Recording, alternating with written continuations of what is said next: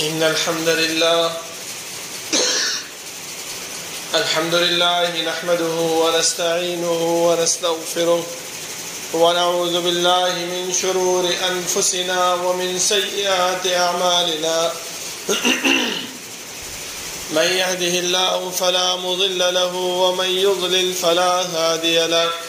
وأشهد أن لا إله إلا الله وحده لا شريك له وأشهد أن محمدا عبده ورسوله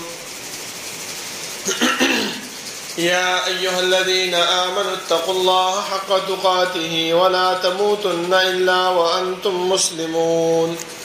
يا أيها الناس اتقوا ربكم الذي خلقكم من نفس واحدة وخلق منها زوجها وبث منهما رجالا كثيرا ونساء واتقوا الله الذي تساءلون به والأرحام إن الله كان عليكم رقيبا يا أيها الذين آمنوا اتقوا الله وقولوا قولا سديدا يصلح لكم أعمالكم ويغفر لكم ذنوبكم ومن يطع الله ورسوله فقد فاز فوزا عظيما أما بعد فإن خير الحديث كتاب الله وخير الهدي هدي محمد صلى الله عليه وسلم وشر الأمور محدثاتها وكل محدثة بدعة وكل بدعة ضلالة وكل ضلالة في النار. أعوذ بالله من الشيطان الرجيم. بسم الله الرحمن الرحيم. قاف والقرآن المجيد بل عجبوا أن جاءهم منذر منهم فقال الكافرون هذا شيء عجيب أإذا متنا وكنا ترابا ذلك رجع بعيد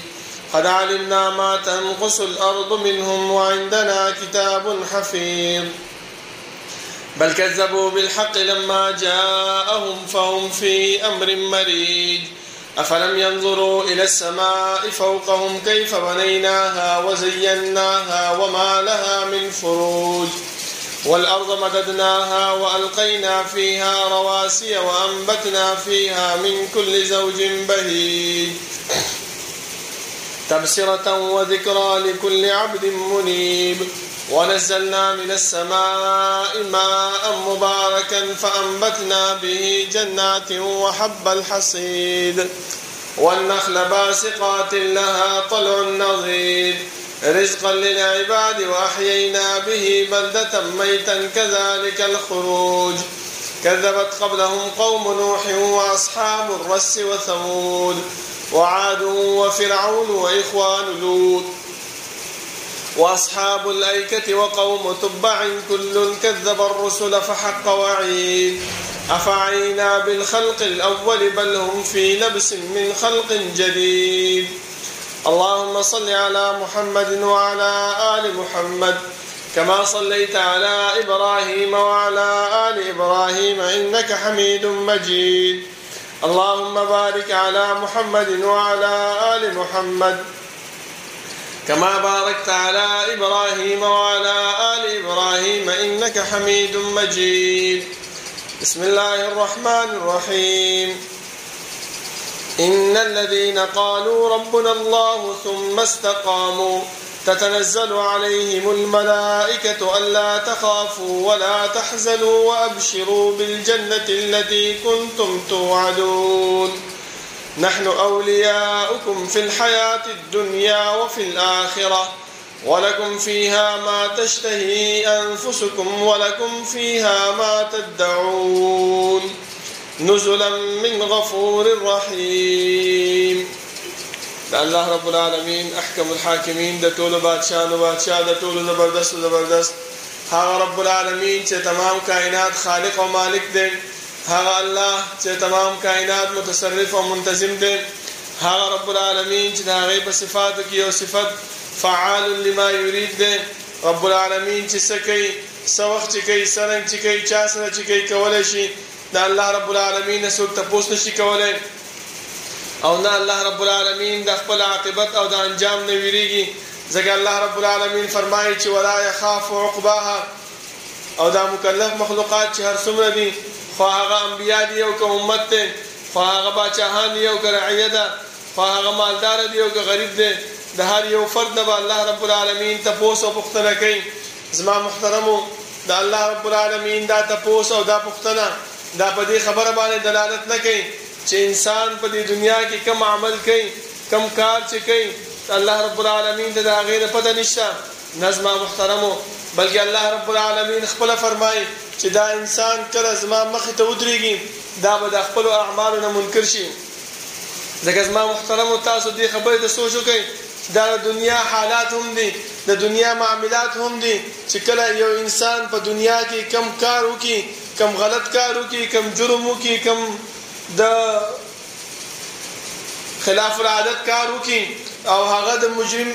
او هغه راوستلی شي تانې ته، هغه راوستلی شي عدالت مخې ته ودرولی شي، هغه راوستلی شي کوم یو مشر ته ودرولی شي، نو هغه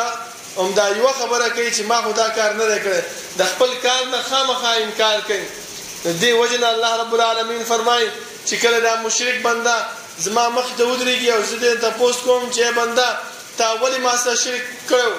نو دا به وایي چې والله ربنا ما كنا مشرکین. ای الله مونږ خو په دنیا کې هېڅ قسم څه شرک نه و کړی، مونږ ستا توحید ستا دعوت هغه مونږ تسلیم کړی و. د دې د وجه نه الله رب العالمین مونږ سره کرامن کاتبین مقرر کړي دي. د دې د وجه نه الله رب العالمین زمونږ نه دا تپوس او پوښتنه کوي چې سبا مونږ د خپلو اعمالو نه منکر نه شو. زما محترمو، الله رب العالمین لکونه او کرورونه رحمت لله په جناب محمد رسول الله صلی الله علیه وسلم باندې چې هغه مونږ ته د الله رب العالمین ذات او صفات، د الله رب العالمین اسماء او احکام، د الله رب العالمین د وحدانیت طریقې راته وښودلې او هغه لارې او هغه طریقې هم راته وښودلې چې په هغې باندې عمل کولو سره مونږ د الله رب العالمین رضا او د الله رب العالمین جنت په حاصلولی شو. او داسې لارې او طریقې هم راته وښودلې چې د هغې نه په اجتناب سره، د هغې نه ځان ساتلو سره مونږ د الله رب العالمین رضا او د الله رب العالمین د جهنم نه بچ کېږو. زما محترمو، د الله زما محترمو الله رب العالمین چې مونږ پیدا کړي یو نو زمونږ د پیدایش مقصد دا مهمل او بیکاره نه و، دا عبس مونږ نه یو پیدا کړی دی دنیا کې، بلکې مونږ چې د دنیا ته را پیدا کړي یو نو هغه مقصد او غرض الله رب العالمین مونږ ته بیان کړی دی په قرآن کریم کې چې وما خلقت الجن والانس الا ليعبدون، ما انسانان او پیریان نه دي پیدا کړي مګر خپل عبادت دپاره. زما محترمو، چې کله الله رب العالمین مونږ خپل عبادت دپاره پیدا کړو نو د انسان په ذهن کې دا سوال راځي، دا خبره راځي چې یاره الله رب العالمین مونږ د دنیا کې د عبادت دپاره پیدا کړي یو نو دا عبادت به د چا په طریقه باندې به کوو، څومره به کوو، څنګه به کوو. د دې دپاره الله رب العالمین 1,000 کم او بیش پیغمبران راولېږل چې لاړ شي خپل امت اول زما د وحدانیت نه خبر کوي، اول زما د عبادت نه خبر کوي، بیا وګورئ چې په دې قوم کې په دې امت کې کم قسم شرک دی، کم قسم بدعات دي، کم قسم رسومات دي، کم قسم خلاف العادت کارونه دي، د هغې نه بیا منې کوي. ځکه زما محترمو تاسو وګورئ قرآن کریم کې الله رب العالمین چې کم پیغمبر واقعا هم ذکر کړی ده دغه خبره ورسره کړې ده چې یا قوم اعبدوا الله ما لكم من اله غیره. اولنۍ خبره چې ای قومه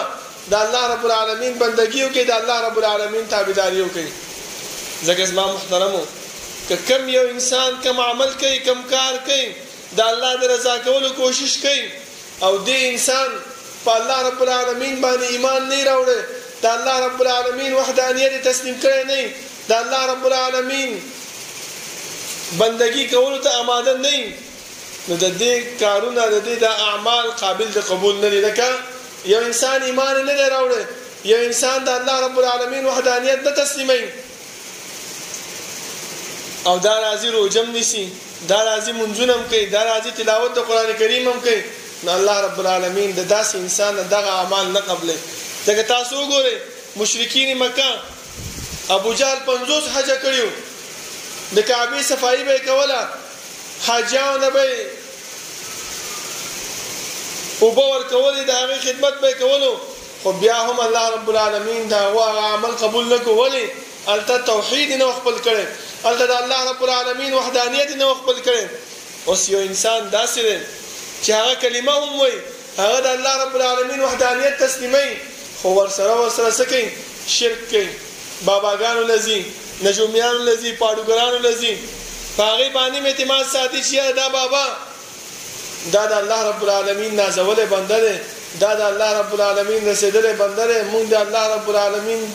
د دې عبادت کوو د دې د وجه نه کوو چې دا موږ الله رب العالمین ته نږدې کوو زموږ دا خبره به الله رب العالمین ته ویسي نو دغه وخت کې هم الله رب العالمین د داسې انسان عبادت نه قبلې اگر کدا هر څومره کلمه وای اگر کدا هر څومره منځونه کوي اگر کدا هر څومره چې د قرآن کریم تلاوت کوي خود دې سره د الله رب العالمین سره د شریک مقرر کړی د الله رب العالمین سره یو ځایواله مقرر کړی دی نو الله رب العالمین کله هم د عبادت نه قبل ازما محترم د دې د وجنه مونږ چې کم عبادت کوو کم بندګي د الله رب العالمین کوو اول به خپل زړه صفا کوو چې یاره مونږ چې د عبادت کوو خالص د الله رب العالمین د رضا لپاره نه باباګانو لزو نه نجومیانو لزو نه پاډوګرانو لزو صرف دا عبادت چې کوو چاره کوو الله رب العالمین لپاره کوو چې الله رب العالمین زموږ رضا شي او سبا مونږ ته وایي چې بنده زه تا نه رضا یم تا چې کوم عمل کړی دا ټول ما قبول کړي زه جنت ته ډایرکټ لاړ شم الله رب العالمین دې مونږ جنت ته بوزي او الله رب العالمین دې مونږ هغه اعمال والي چې هغه زمونږ د جنت ته تلو سبب ګرځي زما محترمو راځو دې خبرې ته چې مونږ باندې د برکتونو او د عظمتونو والا میاش الله رب العالمین تیر کړل الحمدلله کوم عبادت چې پکې مونږ کړې دي کوم اطاعتونه چې پکې مونږ کړې دي کوم تلاوت د قران کریم چې پکې مونږ کړې دي کوم تراویح کوم منځونه کوم دغه چې مونږ پکې کړې دي الله رب العالمین دعا کوو چې رب العالمین دې هغه زموږ قبول کړي او دا هغه خصله او خبرت لري الله رب العالمین مونږ لراکي زګز ما محترم صحابه کرامو با چې کله به رمضان ته شپږ میاشتې پاتې وي نو دا سوال به کوو د الله اے الله مونږ رمضان ته ورسې مونږ ژوندۍ وساتې چې مونږ په رمضان کې هغه عبادتونه او د هغه لذتونه د هغه خوندونه حاصل کوو خو چې کله په رمضان تیر شو نو بیا به دا نه کوو چې بس زه ما خو عبادت ډېر وکړو زه راځم یو دوه میاشتې به چې دی نو ځان اوزګار کړم یې دوه میاشتې نه مونځ کوم نه تلاوت کوم نه هېڅ هم نه کوم نه زما محترمو بلکې دا سوال به کوو چې الله کم عبادت چې ما کړی دی کم اطاعت چې ما ستا کړی دی کومه بندګي چې ما ستا کړې ده الله دا خپل دربار کې قبول کما نه زما محترم په کار دا چې مونږ څوک مونږ هغه عبادتونو په اړه کې د الله نه سوال وکړو چې الله دا په خپل دربار کې ته مونږ د قبول او منظور وګرځوه ولی دغه عبادت هر وخت کې الله رب العالمین ته پکار دی ځکه ابراهیم علیه السلام چې کله کعبه جوړ کړل خکاري وکړو د الله رب العالمین کور جوړ کړو او د الله رب العالمین خوب بنده دوست هغه دا جوړ کړو خو بیا هم چې کله جوړ کړو څه وای ربنا تقبل منا اے الله دا زموږ قبول کړي ځکه اوس موږ عبادتونه کړې دي موږ قران کریم تلاوت کړې دي موږ تراویح منځونه کړې دي او سبا ته الله وایي چې زدا ما ته نه قبول کړي موږ الله ته بیا څه ویل شو هیڅ هم نشو ویل زما محترم پکار دا ده چې موږ څوک لازم هر موږ نه بعد هر وخت چې دعا کوو دا خبر وکړو چې الله ته زما د عبادت خپل دربار کې قبول کړي بل کوم عمل چې موږ د رمضان نه بعد کوو هغه څه شی دی هغه شکر گزاري ده د الله رب العالمین شکریا ادا کوو چې الله ډېر ستا شکر دی چې تاسو رمضان ته راورسوم په رمضان کې د عبادت کولو توفیق ته مال راکو او الله ستا په دې خبره باندې نورم شکر دی چې ته مال مزید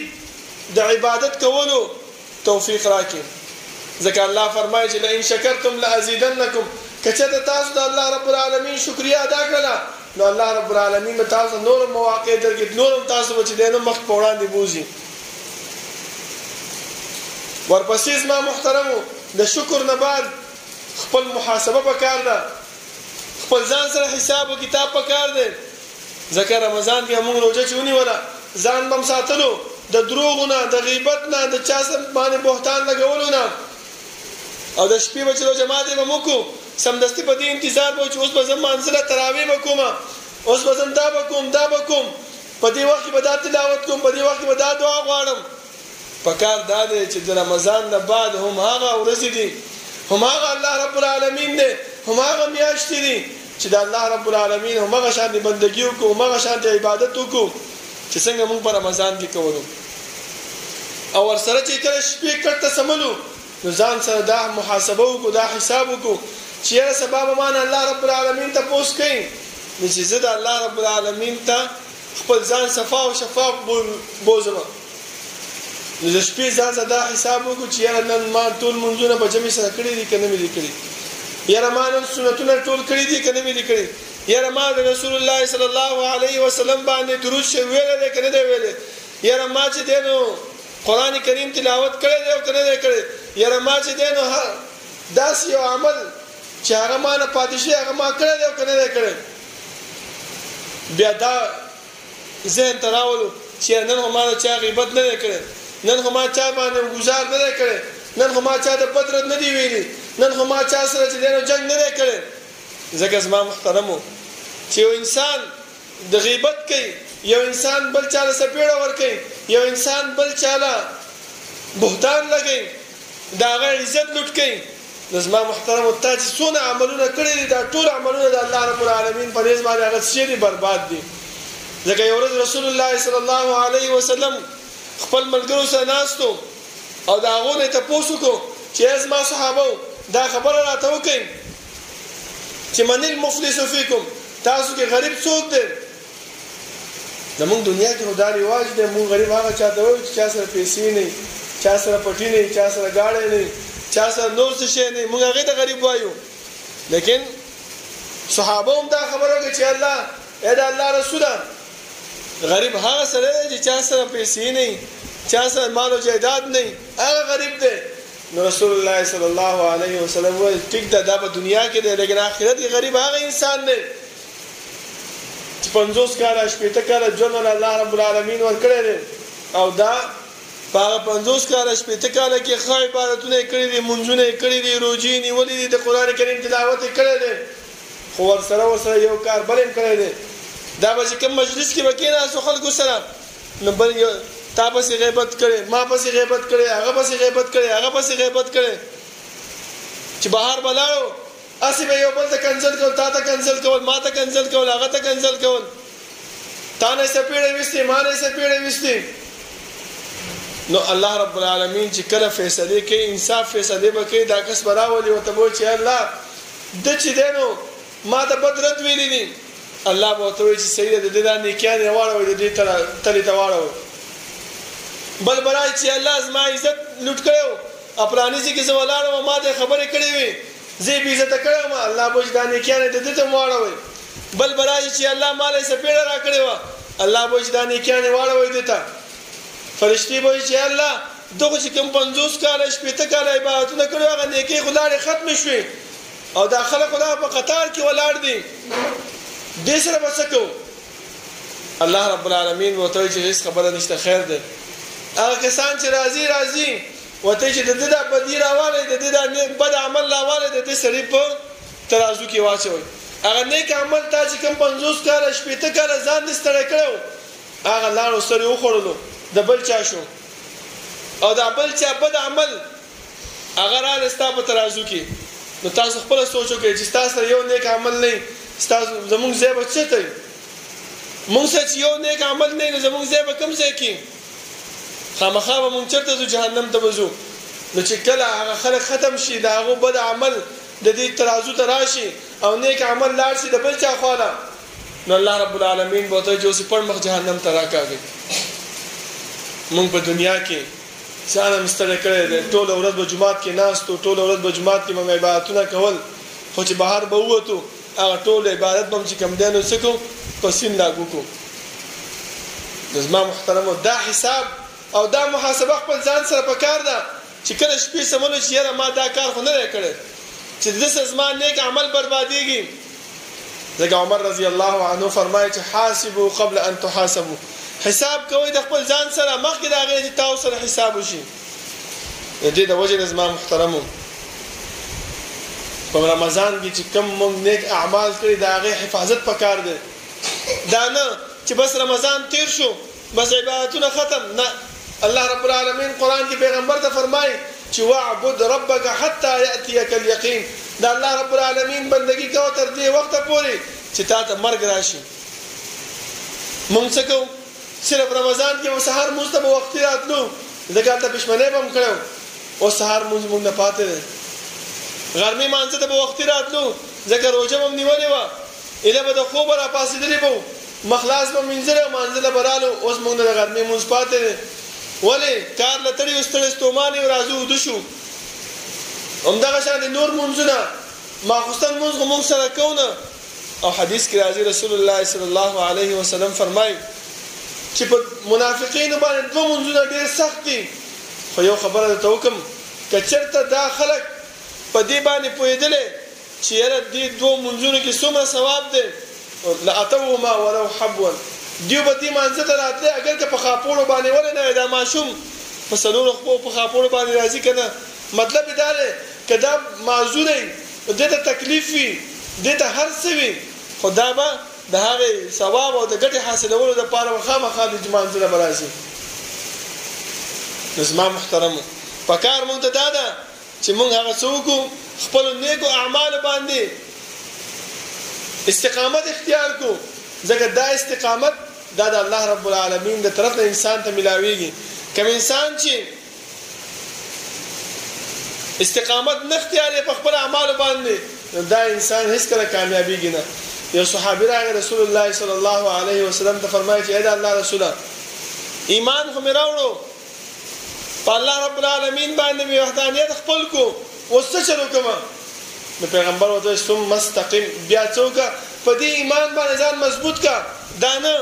چې صرف رمضان میاشت راځي ته عبادتونه کې چې رمضان تیر شو بس خیر ما او خیر شما بیا عبادت نه کې بیا نه جمعات ته راځي نه قرآن کریم راخلي په رمضان کې به قرآن کریم تلاوت کولو خو چې رمضان ختم شو بیا کپړه کې نه باسي او په جمعات کې یا په کور کې الماری د پاسه کې دي 11 میاشتې په هغې باندې دوړه روانه نظمه محترمو بلکې که رمضان لاړو نو د الله رب العالمین رحمت او د الله رب العالمین هغه مهرباني هغه نه راتلي هغه اوس هم جاري ده.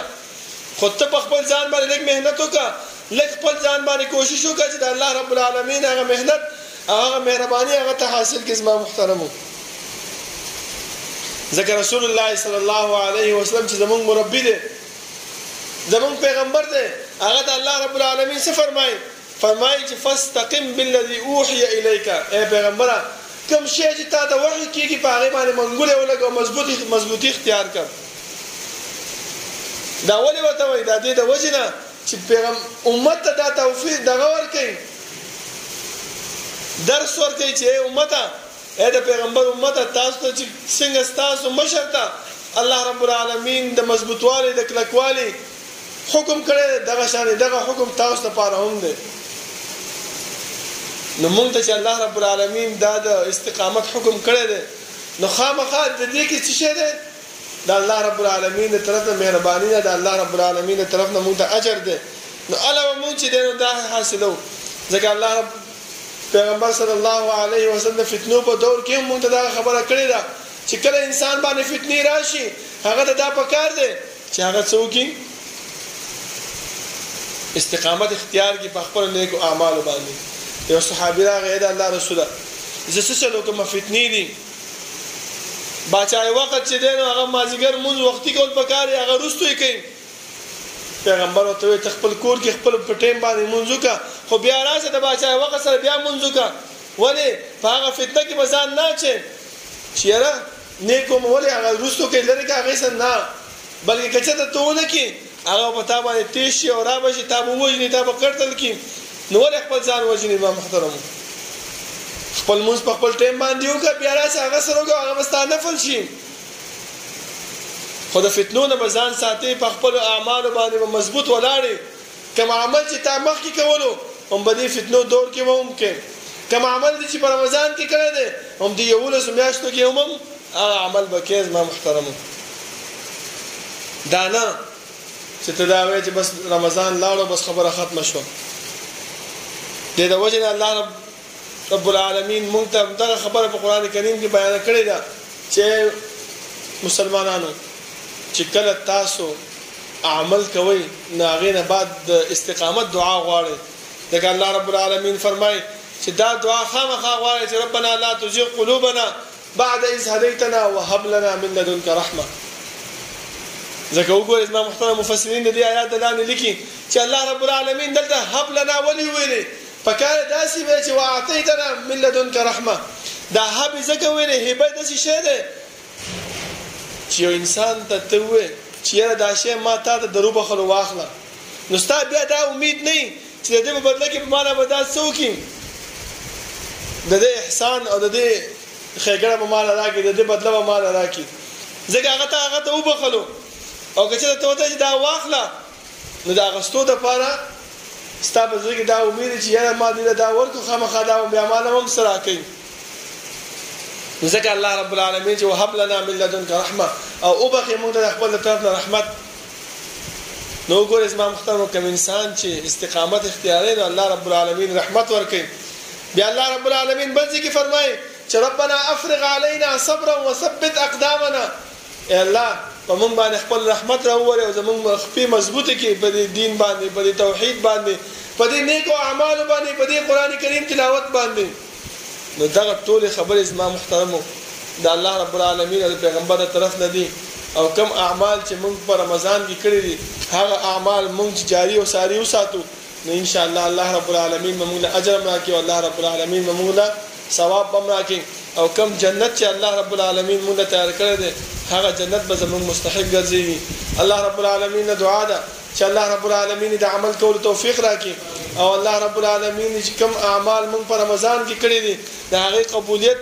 سوال کو چې الله دې هغه زموږ نه قبول کړي او هغه اعمال په دې یو لسو میاشتو کې زموږ نه جاری او ساری او ساتي. اقول قولي هذا واستغفر الله لي ولكم.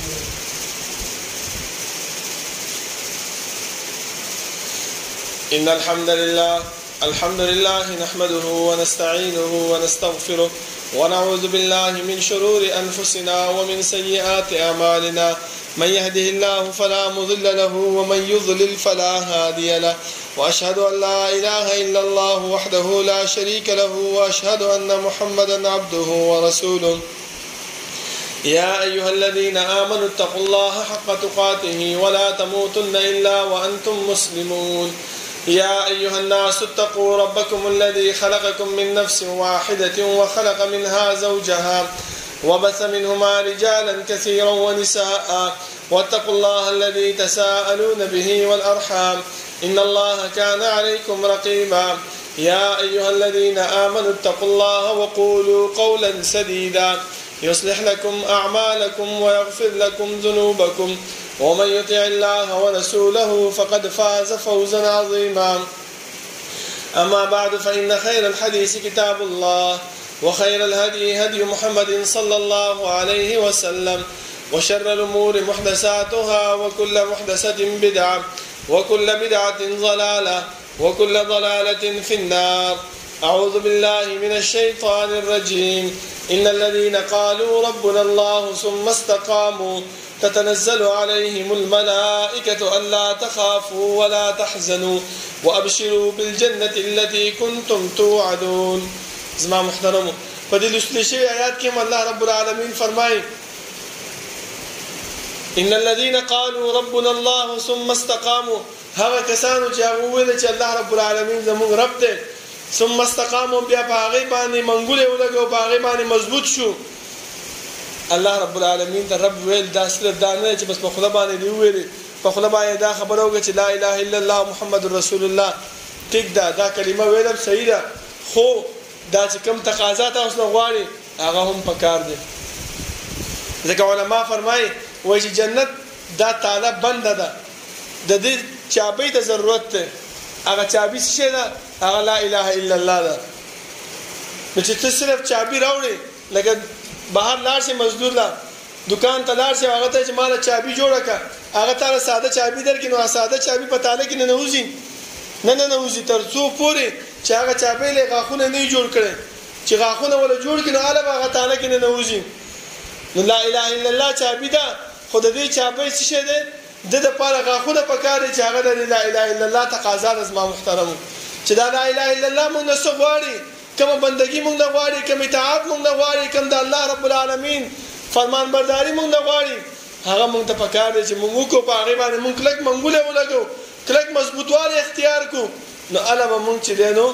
هغه جنت په حاصلو کوم چې الله رب العالمین مونږ له تیار کړی دی او که چېرته داسې نه وي نو بیا مونږ دا جنت نشو حاصلولی په داسې اعمالو کې هغه یو عمل زه تاسو ښیم هغه دا دی چې کله مونږ جمعې مانځه نه راځو جومات کې کینو نو مونږ ته پیغمبر صلی الله علیه وسلم د جمعې آداب راته ښودلي دي هغه دا راته فرمایلی دي چې کله تاسو کینئ جمعې مانځه او تاسو راشئ نو چې کوم ځای کې تا د ځای میلاو شي هلته کښېنه دا مه کوه چې ته خپې په بل چا باندې اړې او راځې او مخې د ځان د ځای ګورې او کښېنې نه چې کوم ځای کې تا د ځای میلاو شي هلته کښېنه دویم دا چې کله ته کښېناستې نو بیا صحیح ویښ کښېنه چې د امام دا خطبه واورې دا خپې داسې اوچتې که او دا لاس پرې راتاو کې داسې مه کښېنه ځکه داسې انسان له بیا خوب ورځي او دا خوب کې چې دی نو انسان د اعمالو نه منکر پام یې غلطېږي او هغه خطبه چې کوم امام کوي د هغې نه چې دی نو هر څه ګډوډ شي زما محترم نو پکار مونږ ته دا ده چې مونږ جمعې مانځه له راځو نو صحیح کینو چې څنګه ناسته ده او دا خپې ودرو دا لاسونه پرې داسې راتاو کړو داسې ناسته نه ده پکار ځکه دې ناسته پیغمبر مونږ ته منع کړې ده چې دا د شیطان ناسته ده او په شیطان په داسې ناسته باندې په انسان باندې ډېر زر غولېږي او دا انسان د سمې لارې نه اړوي او خوب ولولي نو چې خوب ورشي نو بیا دا انسان دومره سستي پکې راغلی چې هغه څه کوي او دس له هم نه ځي همدغه شان د مانځه له ودرېږي نو وګورئ یو خو خوب وله راغی دویم بیا اودس یې لمونځ وکړو او د پیغمبر صلی الله علیه وسلم چې کومه طریقه د هغې خلاف یې وکړو څونه ګناهونه یو ځای باندې راټول کړه په دې ناسته کې صرف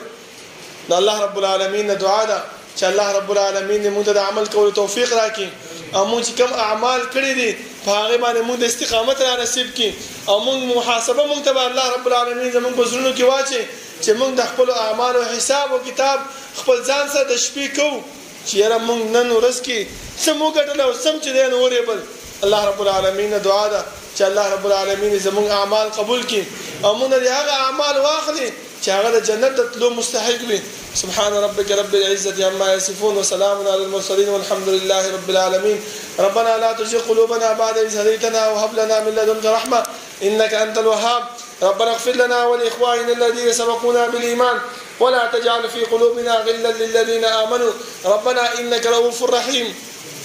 ربنا لا تؤاخذنا إن نسينا أو أخطأنا ربنا ولا تحمل علينا إصرا كما حملته على الذين من قبلنا ربنا ولا تحملنا ما لا طاقة لنا به واعف عنا واغفر لنا وارحمنا أنت مولانا فانصرنا على القوم الكافرين سوف نبرابر